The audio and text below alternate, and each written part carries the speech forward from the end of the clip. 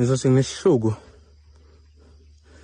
ngizamile sebenze kanzima empilweni yami trying to satisfy a woman.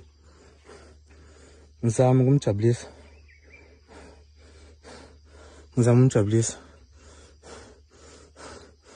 Ngizama ukuthi umuntu osifazane ajabule.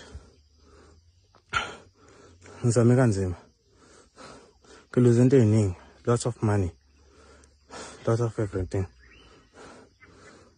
But ke wazala ingane engasiyo yami, ngambekezelela ngayondla. Wakhathala yimina wangala. Ngoba sezophumela uRaf azamela umina.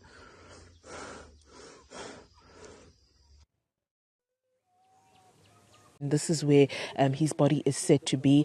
It seems as though police are trying to remove the body from that particular place, but it's one of those trees where his body is currently still hanging from, and we wait to see how they're going to be removing that body, because this is quite a narrow road.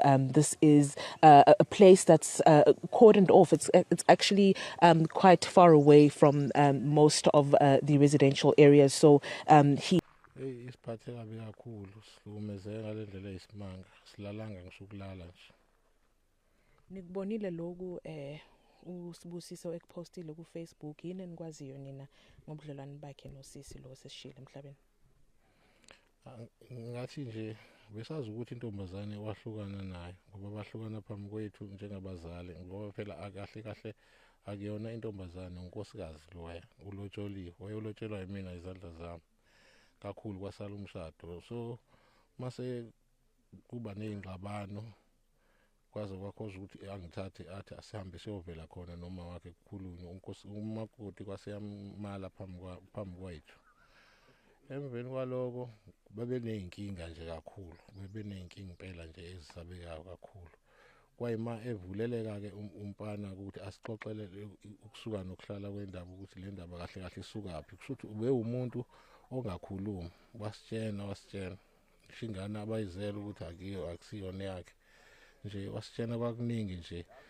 Yilapho ngamxolela khona ngoba umakoti ngangimthanda kakhulu, ngamxolela mase kuqhamuka isayidi lakhe ethi into ebanga ukuthi angasitsheni ukuthi umakoti wakhe umthanda kakhulu, manje bazi ukuthi izolunga lento.